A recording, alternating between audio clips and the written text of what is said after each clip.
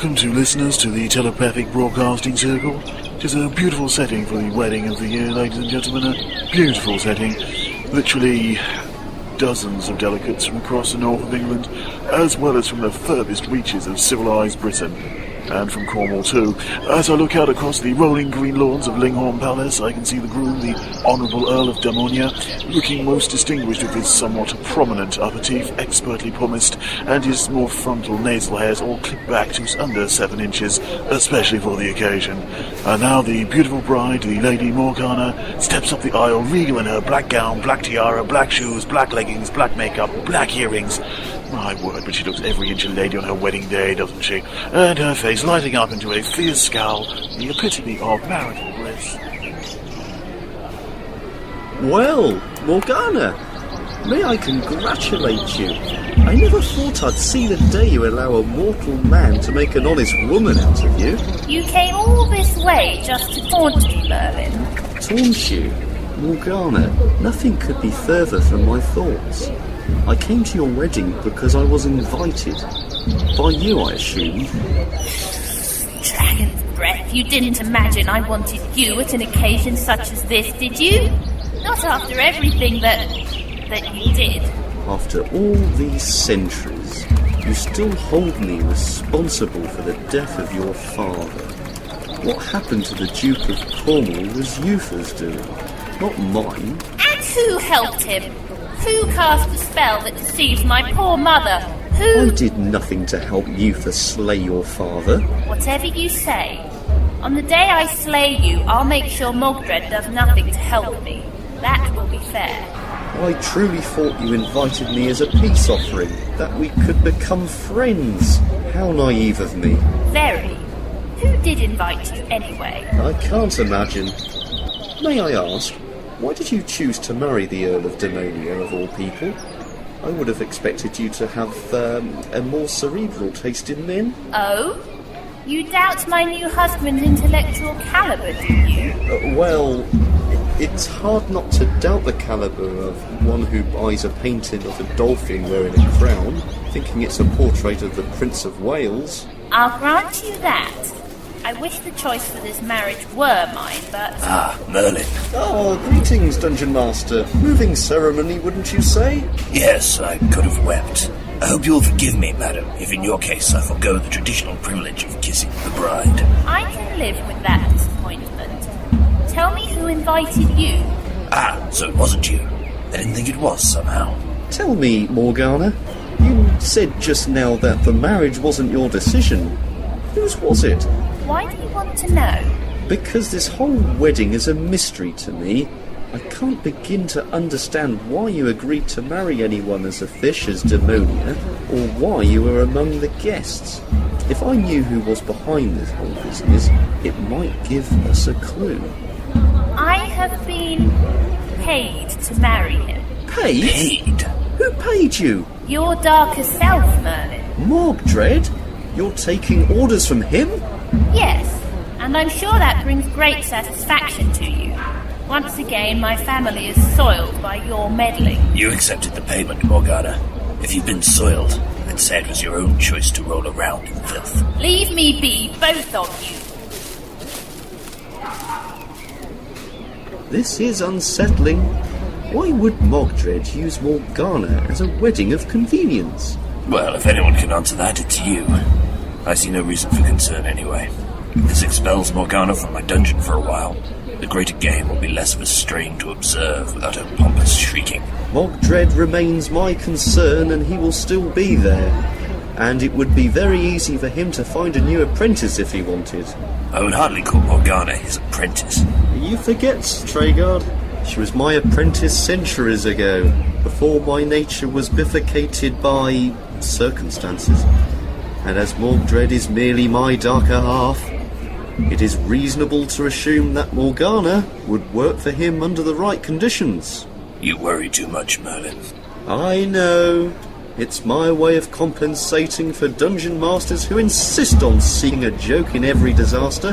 That's my way of compensating for seeing a disaster at every wedding I attend. Disaster? Haven't you seen the dress the groom's mother is wearing? Ooh, nasty.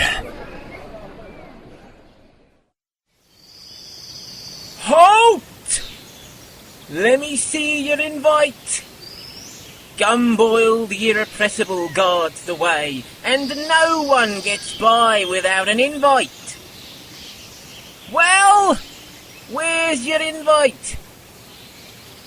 This banquet is a private function to celebrate the joyous union between the House of Demonia and the House of Lefay, of which my employer is a close ally and benefactor.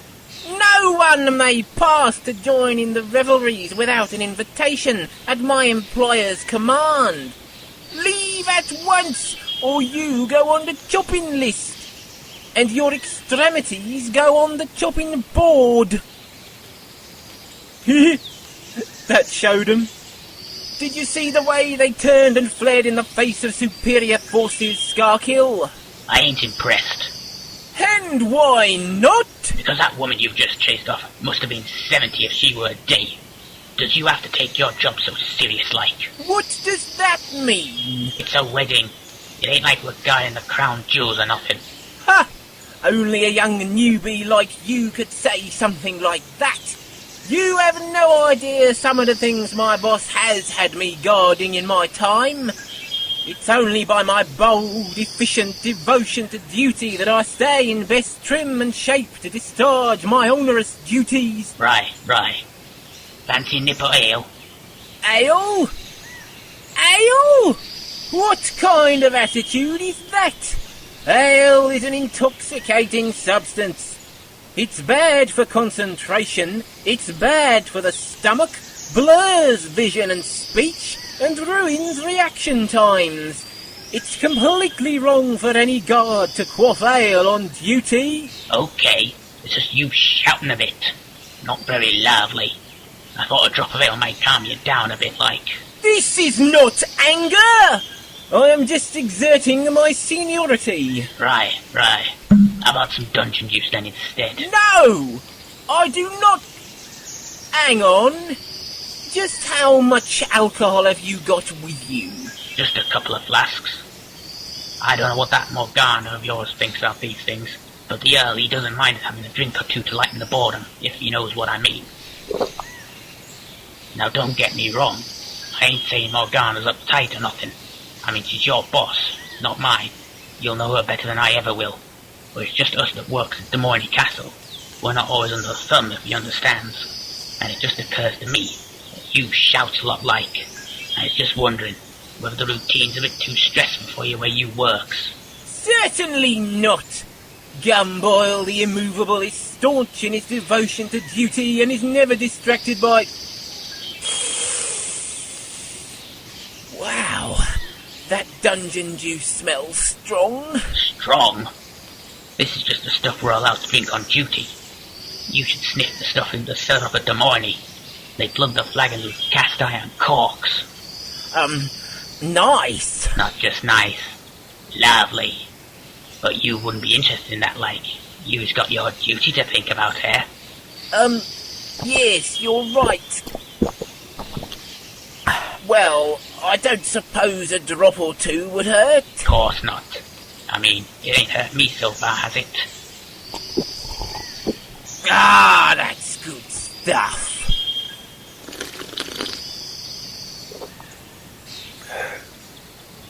Actually, Morgana isn't my boss. No? No, she's more of a colleague. But she outranks you. Well... So why are you doing guard duty at her wedding then? My real boss arranged this whole occasion and he wanted it to carry off without a hitch. So naturally he wanted his very best men-at-arms guarding the front gate and keeping the riffraff out. Oh, natural like. I suppose that's why there's only one of you here, and why he let Demorny choose the rest of the security detail, including me. How much are you getting paid for this gig anyway? Pardon? Money like, how much are you getting paid? 2 pieces of silver. You what? Yeah, impressive, eh? Those are the high rewards for serving a commander as great as my esteemed master. Oh yeah, very good. There's you getting 2 whole pieces of silver for a day's work, and here I am making do with a gold ducat every hour. How much?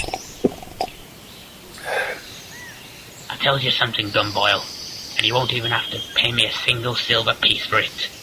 There are advantages to having a boss who's so thick that he hasn't a clue how to count money. The way Demoni thinks is like this. 2 is more than 1, so 2 silver pieces is worth more than 1 ruby. I likes the working conditions at Castle Demoni. There'd have to be a serious change in the command structure before I join your setup. Mogdred, you will speak to me now. You are impudent to give me commands, Morgana. And why is that, my lord? We both know that your strongest power is in inflicting fear upon the fearful. I know you too well to fear you. My command of dark sorcery is greater even than yours, and one day I may let you see that for yourself. Your words are nothing more than words. What business have you?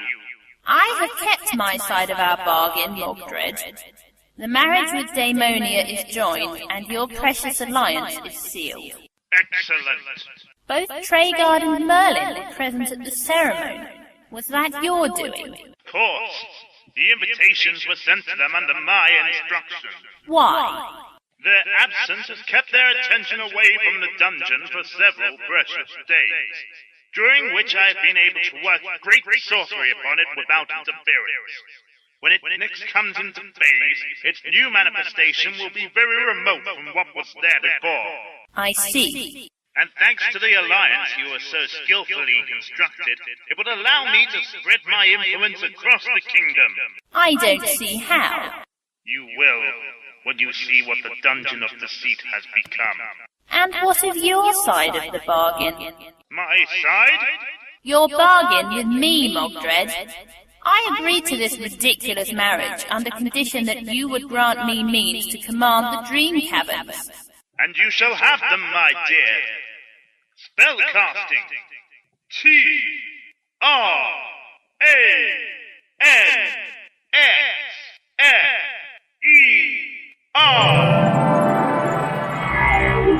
There. The amulet of control for the Dream Caverns is now yours, and much good may it do you. I thank you, my lord. Oh, believe me, dear Morgana, it is I who must thank you. I have had by far the better of this arrangement.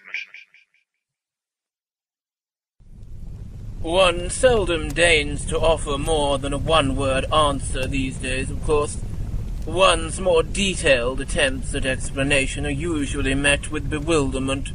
Which is why the druids call you the Confuser. So, one shall not waste effort on explanations, Dungeon Master. Instead, you shall ask questions that call for yes or no. One shall answer them honestly, where possible. I shall judge Hordris honestly, Treguard. thank you, Merlin. Very well, Hordris. How many questions may I ask?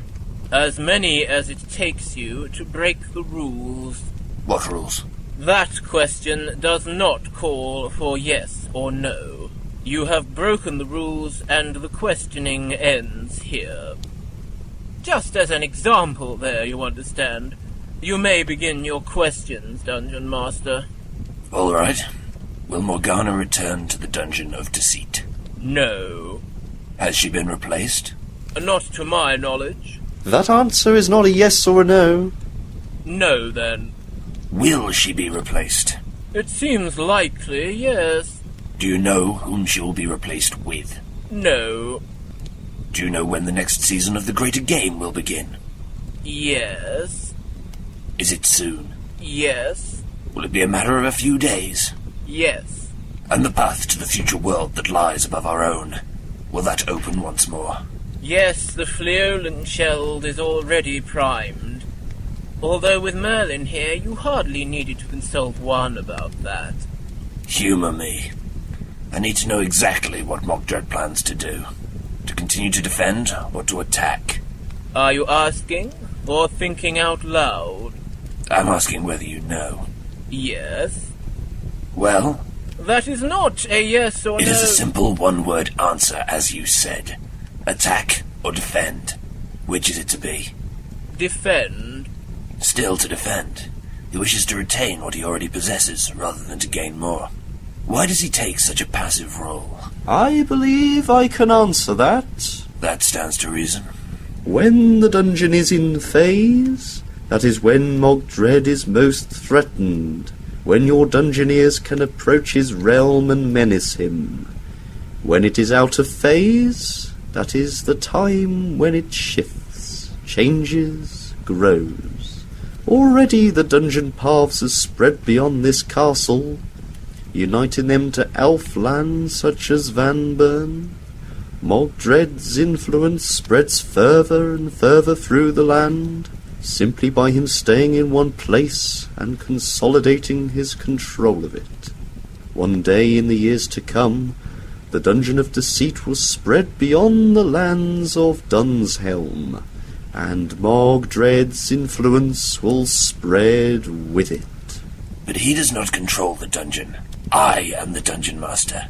There is much within the dungeon dimensions, though. Treasures that, were he to possess them all, would make him a more direct threat to you. The sword, the crown, the cup, the shield. Why do you imagine he often tries to corrupt dungeoneers rather than just to slay them? First he attempts to terrify your charges into making a mistake. Then, should they survive, he knows they are strong enough to be of use to him, so he attempts to lure them to his will. Then, should their quest succeed, he will claim the treasure from them to expand his own power. For instance, had he gained the talisman, rather than being just the paramount of level 3, he would now have absolute control of it. As Dungeon Master, you will have to remain neutral in these games, Treguard, but only so long as Mogdred lurks within the dungeons of your castle. Should the dungeon spread beyond that point, however... Say no more, Merlin. My neutrality is something I have no desire to relinquish. Not yet, perhaps, Treguard. Sometimes I've even noticed you enjoying the misfortunes of your dungeoneers. But you know none of us can afford the dark side of my powers to spread beyond this layer. At present, the dungeon is the only thing that keeps Mogdred contained, but is now becoming the vessel that could release him.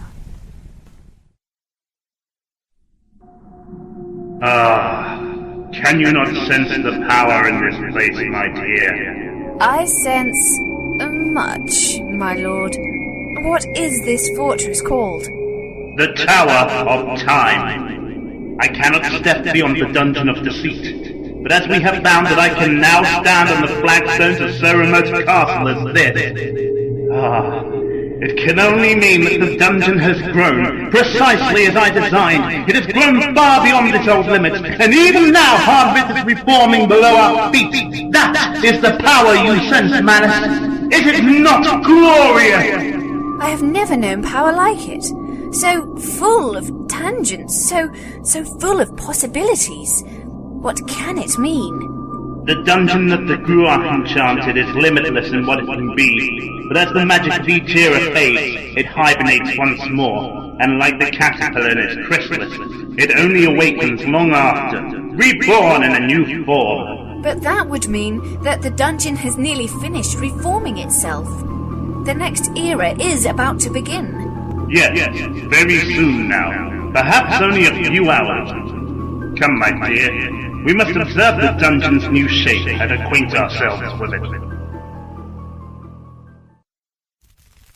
I see.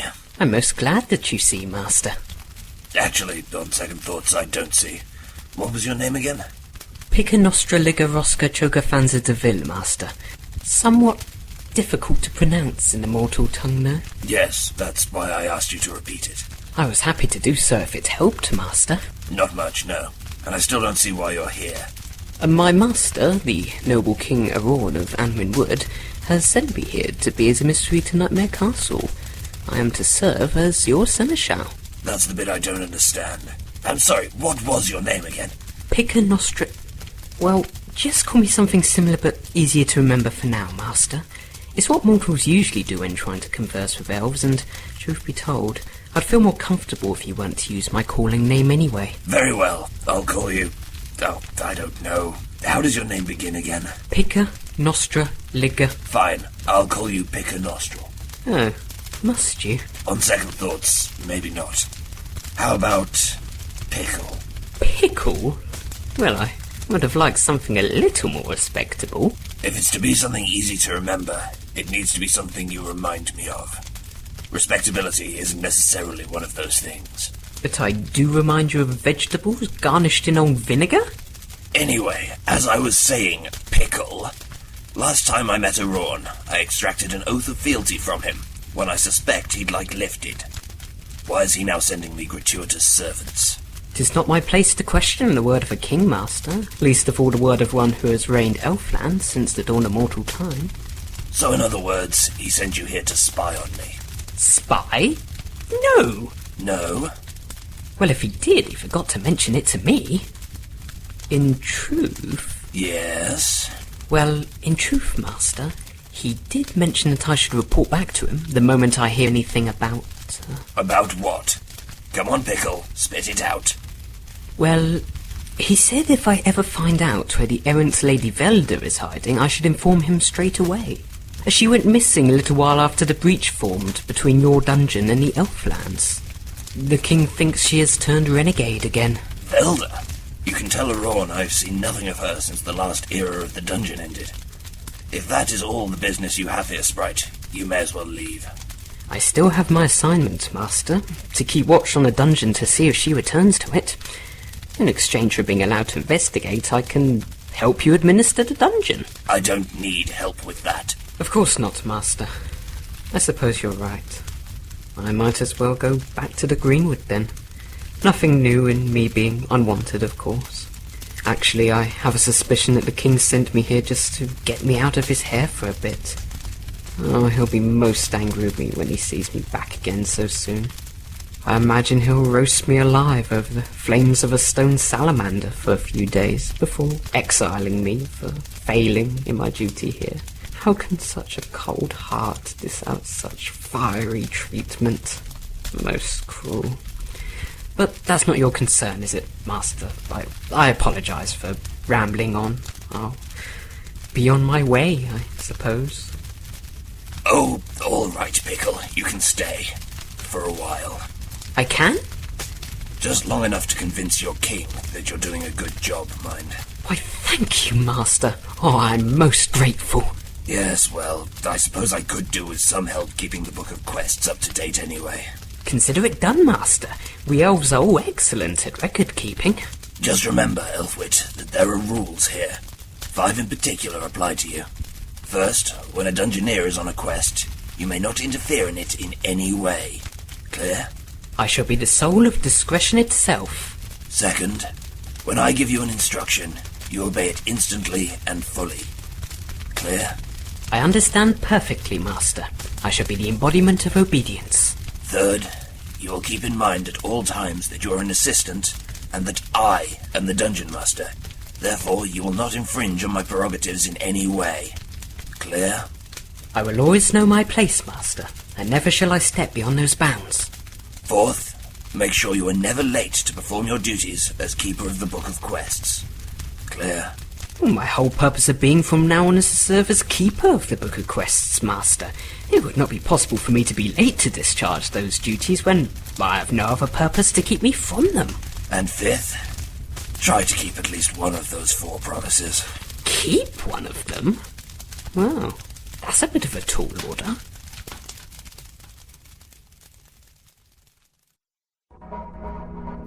The final level has almost taken shape, my lord. Indeed, and most gratifying that the dungeon has again accepted some of the modifications I vetted. Modifications? A small idea I put into its living core some months ago. Another dabble in technology. A sorcerer indulging in technology?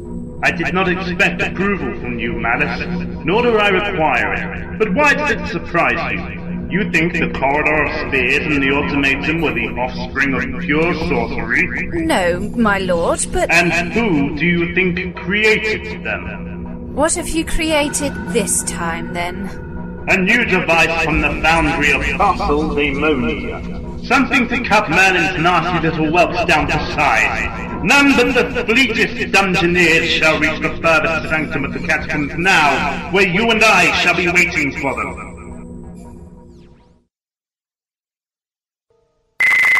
Mogdred, I will have words with you. Morgana, this is an expected pleasure. If you expected me, then you will already know why I want words. You have double-crossed me. Hardly. You promised me control of the dream caverns. The dungeon is now back in phase, and I find the caverns no longer exist. How can I control what does not exist? I think you will find, if you think back, that I promised you the amulet that controls the cavern. I fulfilled that promise to you months ago. But what use is the amulet when the chambers it controls are no longer there? Hardly my concern with the amulet out of my possession. But... And surely a small concern for one with your superior command of dark sorcery. You knew this was going to happen, didn't you? I warned you that I had the better of this bargain, Morgana, and you were a fool if you truly believed that I would allow anyone but myself to control a power such as the Dream Cavern. You expect me just to accept that? I won't. So reject it if you must. It will not bring the caverns back. You forget, Mogdred. Your precious alliance with Daemonia hinges on my marriage to the Earl. Were I to renege... So renege? I stand amazed that you haven't already murdered the tiresome fool. But I don't understand... You are quite as brainless as the Earl. I secured all I need from that alliance within days of your wedding. The alliance is now superfluous. End it, as you no doubt wish. It will hinder no one. There are always more direct methods of revenge, Mogdred. And I look forward to your attempt to demonstrate them to me. I am Mogdred! I am darkness! I am without equal in darkness! Challenge me if you dare, Morgana! I will meet it tenfold! I will not rest until I see you dead for this, Mogdred.